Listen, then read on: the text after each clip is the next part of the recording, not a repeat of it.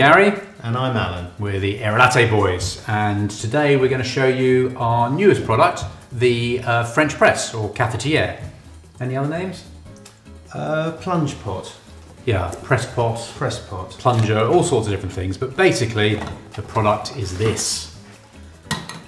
It's a simple way of making coffee. What's special about coffee there? Particularly, you'll want to use the French pot because it gives a very nice flavour. You can smell it, you can touch it and feel it, and it really is more natural and more flavoursome after you've let it brew for about 3 minutes. One of the great things about this press pot that we've designed, the glass comes out very easily. So you can pop that in the dishwasher when you're finished with it, and you can pop it back in very easily to use it. So that's what we're going to use now. A lot of people find it difficult to know how much coffee and how much water. Right.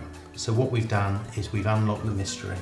We've actually put a scale up the beaker here, which tells you how many spoons of coffee to how much water. So if I want that much coffee in my finished pot, I put 6 spoons of coffee in there. Yes, that's right. You Right. put six of these special coffee measures. That comes with the French press. But if I lose that, what do I use? You can use a serving spoon. So that's one of those. That is, now you're being silly, aren't you? Because that's a teaspoon. Okay, so one of those. You're still being silly, aren't you? Because what's that? That's a soup spoon. So that's what I use for my apple crumble. No, that would be a dessert spoon. That would be a dessert spoon. That's not going to do it. That is going to get a smack round the head with that one. Okay. So I guess you're going to tell me that's the spoon I wanted. Yeah, that's actually a serving spoon, Gary. Or what we call a tablespoon in the UK.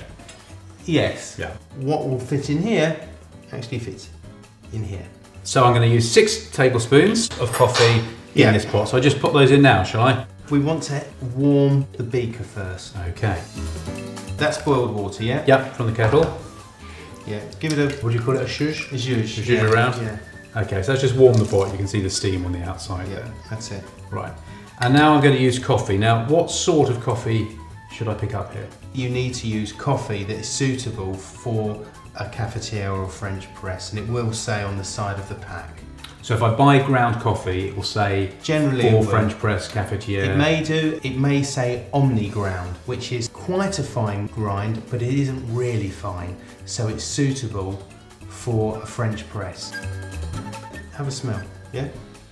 Yeah, it smells great. Yeah. And that's one of the terrific things about using a French press, because you actually get to smell and see the coffee. And of course, a lot of coffee preparation nowadays is with sealed pods.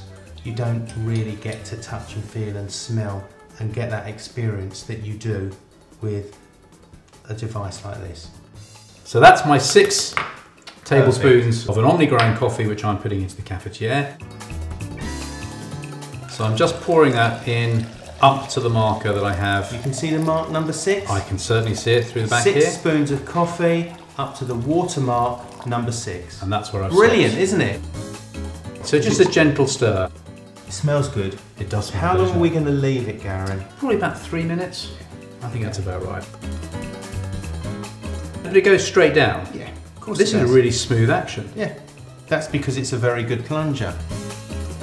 So that's come down very smoothly now. That's now above the filter. My coffee is all the grinds are at the bottom. From every coffee I've had in the past though, however good the filter is at the bottom, you always tend to get the odd grind coming up into the... Yeah, well we've thought about that, haven't we, Gary? Can you just see that micro filter in the top there? It's a secondary ground filter. It's a secondary, so it will catch all of those loose grinds that might be going through. And I'm going to pour you a cup of coffee. Please, now. yeah.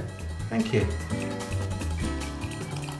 Oh, the smell. That just absolutely beautiful smell. Thank you very much. Gorgeous coffee. Can I taste it? You can have that, absolutely. Thank you. Thank you. I'm going to turn mine into a cappuccino. Just going to use some milk froth made with my Aerolatte milk frother.